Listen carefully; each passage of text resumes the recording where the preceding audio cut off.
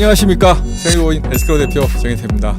여러분들이 어떻게 하면 돈을 벌 수 있을 것인가에 대한 이야기를 하고 있습니다.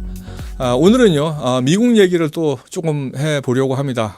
이 미국 이야기를 하기에 앞서서 노동소득 분배율이라는 개념을 잠시 설명을 하려고 합니다.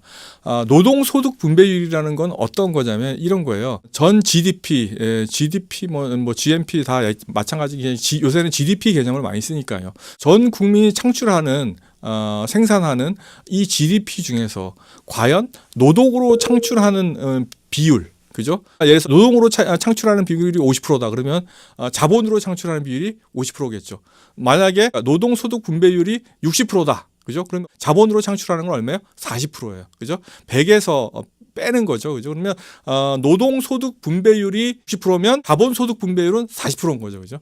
100% 내에 있는 거니까. 소위 자본주의 시스템에서 두 가지밖에 없어요. 노동으로 창출하거나 자본으로 창출하거나 그 두 개 합하면 100이에요. 그죠? 그러면은 노동으로 창출하는 게 60이면 이건 40인 거고 그런 개념으로 이해를 해 주시고요. 그러면 자본주의가 제가 저번에 한번 말씀을 드린 적이 있지만 엄청나게 많이 누적되어 있는 상황이라고 하면 자본으로 창출해지는 게 많겠죠. GDP에서 차지하는 비중이. 그러니까 대표적으로 선진국일수록 어떻게 돼요? 노동 소득 분배율이 낮아요. 그죠? 우리가 지금 주의해야 될 거는 뭐냐면 이 노동 소득 분배율이 낮아지고 있는 추세냐 높아지고 있는 추세냐 이게 대단히 중요하다라는 겁니다. 무슨 얘기냐면 노동으로 창출해지는 게 많다라는 거는 어떤 거예요? 이런 거예요.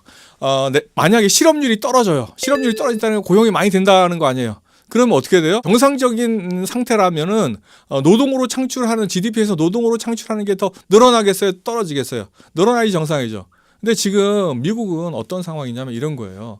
고용률은 떨어지는데 노동소득 분배율이라는 게 노동으로 창출해지는 소득이 떨어지고 있어요. 왜 그럴까요? 그게 이제 저번에 한번 또 제가 얘기한 적이 있는데 필립스 곡선이 이런 거예요.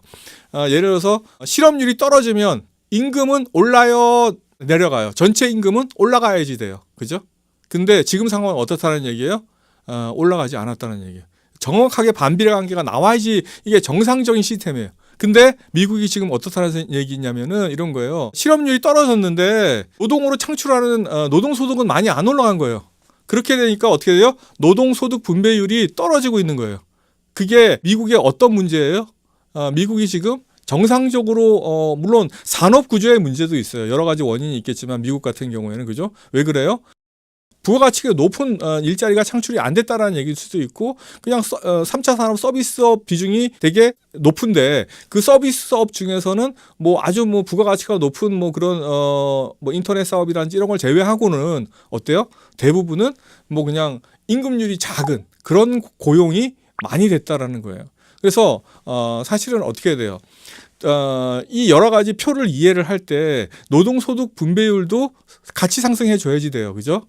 근데 미국은 지금 지속적으로 어떻게 하고 있다? 노동소득 분배율이 하락 추이에 있다. 그럼 구체적으로 우리나라는 어떠냐, 그죠?